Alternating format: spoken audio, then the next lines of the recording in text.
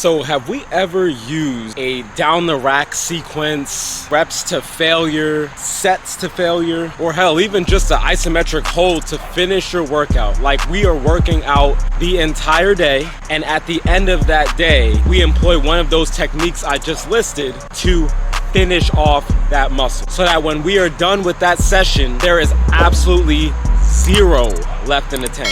If the answer is yes, you're probably gonna like it. So let's take you back a little bit. It started right around like May. I was shooting videos for TikTok. I just launched a TikTok, and after I finished shooting it, I was thinking about my next isometric hypertrophy video for TikTok. Those are usually a little longer, right? 30 to 45 seconds. And I was like, oh crap, I forgot I have one more exercise to do on my weightlifting program.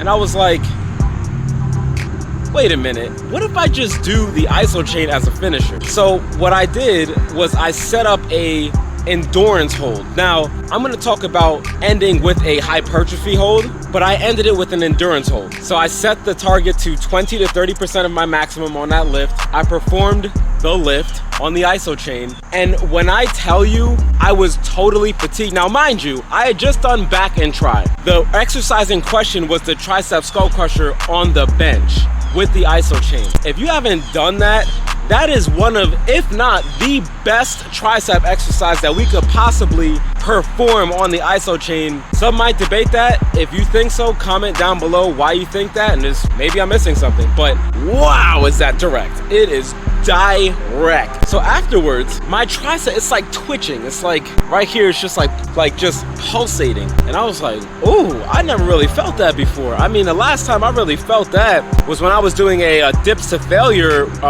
rep scheme like last year, sometime like early last year. And I loved the pump I felt from that. And I was like, oh, this kind of remind me of the dips. Wait a minute. That's why.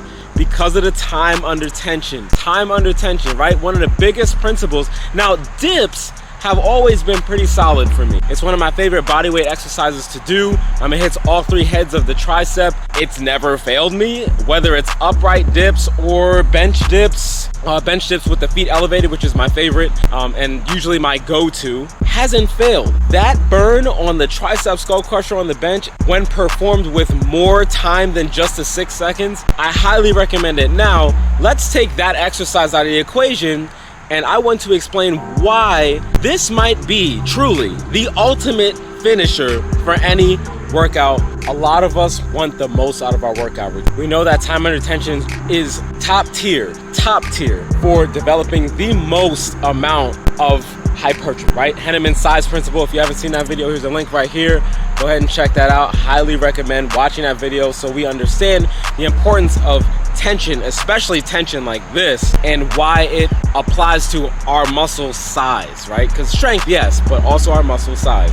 I have since used this for the row for my back days. So I do back and tricep. I do kind of a weird split. Back and tricep, chest and bicep, legs, shoulders, and then legs again. Now, not exactly in that order. I split it up to make sure that the muscle groups in question have enough rest time so I'm not just beating a dead horse. So I want to tell you my burnout method for weightlifting with the Isochain. So this has to be the last workout in your weightlifting session. So for me, chest, right? The custom bench press setup. For bicep, obviously the bicep curl mid position, the row, seated row on the floor. For tricep, as I told you before, the tricep skull crusher on the bench. For shoulders, clearly it's overhead press. From bottom position, I find is for abs, it's the lower leg lift, and for legs, it's not the Austin squat, it's a Zercher squat. Reason being, the Austin squat is pretty difficult to sustain because of the nature of taking the spinal erectors out of it. Unless you lighten the chain link up so that you're not completely parallel, you're kind of like, then okay, yes, we can use the Austin squat. I find that the Zercher squat for a complete leg burnout, and I mean your legs are wobbling like you're doing a wall sit, I find that that has the maximum results. If you have not tried this method, I highly recommend, if you are a hybrid lifter like myself, I highly recommend giving this a shot. for 4 weeks. Now, what we want to do is document, right? So we want to see if this is working, and we can't just do it for a couple days. It has to be a sustained period of time so we have enough data to figure out if something's working or if it's just try it for 4 weeks. What I have found using this is back in May, so it's now September, so it's about 4 months. I've been using this method consistently for the last 6 weeks of my weightlifting program before I switched to this Isochain only challenge that I'm on as of this recording. I have found that my muscular endurance has increased, and not just by a little bit. It is wild, guys. The burn, I still feel it during the weightlifting sets, but it takes a little bit longer to kick in, which is, it makes sense, right? I have increased my muscular capacity, my muscular endurance. I can now handle loads for longer periods of time because what are we doing? What are we doing with the Isochain as a burnout? We're increasing our capacity for our bodies to be able to handle a load like that for longer periods of time. What is that going to mean long term? It's gonna shatter our limit. Now we don't have to focus on all the setups like down the rack, which I do like down the rack. I do like down the rack. I like to do down the rack for Arnold presses. Oh my God, my shoulders are on fire, and that's like the ultimate finisher. It used to be, until now I'm doing the shoulder press, overhead press. Well, it's not technically overhead.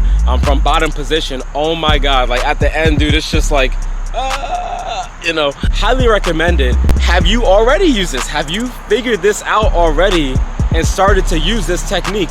If you have, I want you to drop your experience of this technique in the comment section below. Share it with us. Don't be stingy. All that awaits muscular endurance, the ability for our muscles to have a higher capacity for these heavier loads, because this type of training is only going to work based off of what your skill level is. So for example, and here's what I mean. For example, let's say our bicep curl on the Isochain is 50, like everything you got, right? And it's 50, that's all you got, right? So now you're gonna take 20 to 30%, right? Endurance or whatever it is where it just completely fails. 20 to 30%, I recommend do 3 sets of it. I'm sorry, I went the whole video without telling you how many.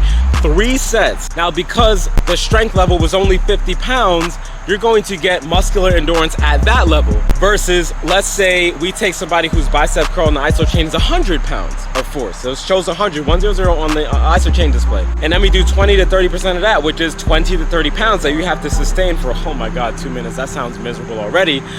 So now we're getting muscular endurance at that level. Expand on it a bit further. Take somebody whose bicep curls 125, 145, 165. Whatever it is, you're getting muscular endurance at that level, right? We are increasing our body's capacity for lifting and being able to exert force over longer periods of time. What does that mean long term? More efficient workouts, less fatigue, and increased capacity, thereby leading to breaking plateaus a lot easier because we don't have to worry about our muscles just giving out, and we could truly focus on progressive overload. But maybe I'm wrong, and if you think so, I'd like for you to not be stingy and drop your comments in the comment section below. Let's talk about it. Hopefully the squad found this info valuable, and we will see you in the next video. Peace.